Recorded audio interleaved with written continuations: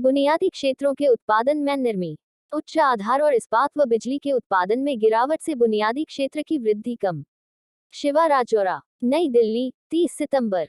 रत के 8 बुनियादी क्षेत्र की वृद्धि 9 माह के निचले स्तर पर 3.3% की गति से अगस्त में हुई है। इसका कारण उच्च आधार और इस्पात व बिजली उत्पादन वृद्धि में गिरावट है। उद्योग विभाग से जारी आंकड़े दर्शाते हैं कि पिछले महीने की तुलना में रिफाइनरी उत्पाद 7%, उर्वरक 11.9% और सीमेंट 1.8% के उत्पादन में इजाफा हुआ है, जबकि कोयला 7.6%, इस्पात, बिजली 9% के उत्पादन में तेजी से गिरावट आई है। कच्चे तेल -3.3% और प्राकृतिक गैस -0.9% का उत्पादन लगातार तीसरे महीने भार 2.2% और संकुचित रहा।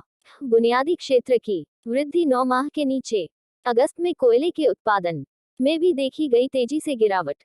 रिफाइनरी उत्पाद, उर्वरक और सीमेंट के उत्पादन में तेज इजाफा देखा गया। कच्चे तेल और प्राकृतिक गैस का उत्पादन संकुचित रहा। आर्थिक सहयोग और विकास संगठन OECD और S&P ने सोमवार को वित्त वर्ष 2023 के लिए भारत का वृद्धि अनुमान क्रमशः 6.9% और 7.3% पर अपरिवर्तित रखा है।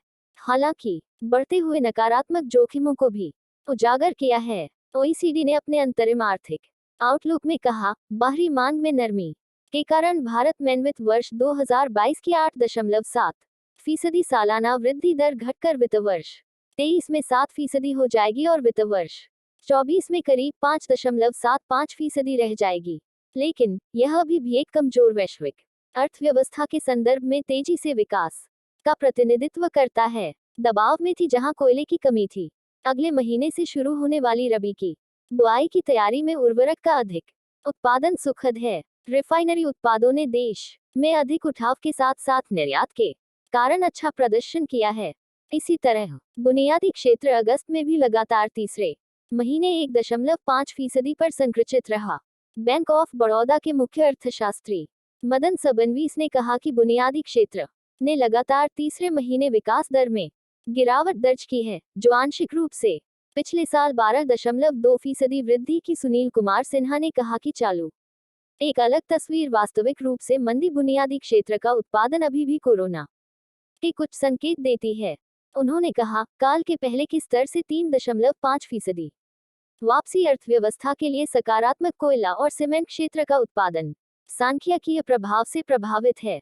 हालांकि कोयला उत्पादन में सामान्य स्थिति में है, जो अप्रैल मई में यूक्रेन में युद्ध के कारण इंडिया रेटिंग्स के प्रमुख अर्थशास्त्री औद्योगिक सुधार कमजोर है क्योंकि अधिक है। उन्होंने कहा, वास्तव में अगस्त में भी कोरोना काल के पहले के स्तर से पीछे हैं। आगे चलकर मॉनसून खत्म होने तक सीमेंट और इस्पात क्षेत्रों के उत्पादन में दबाव बना रह सकता है। इसलिए इंडिया रेटिंग्स को उम्मीद है कि सितंबर में बुनियादी क्षेत्र की वृद्धि 3.5% के बीच रहेगी। भारतीय रिजर्व बैंक ने शुक्रवार को वित्त वर्ष 2023 के लिए अपने वृद्धि अनुमान को 7.2% से घटाकर 7% कर दिया है। अपने मौद्रिक नीति वक्तव्य में RBI के गवर्नर शक्तिकांत दास ने कहा, विस्तारित भू राजनीतिक तनाव, वैश्विक वित्तीय स्थितियों को सख्त करने और कुल मांग के बाहरी घटक के कारण संभावित गिरावट से वृद्धि के लिए नकारात्मक जोखिम पैदा कर सकती है।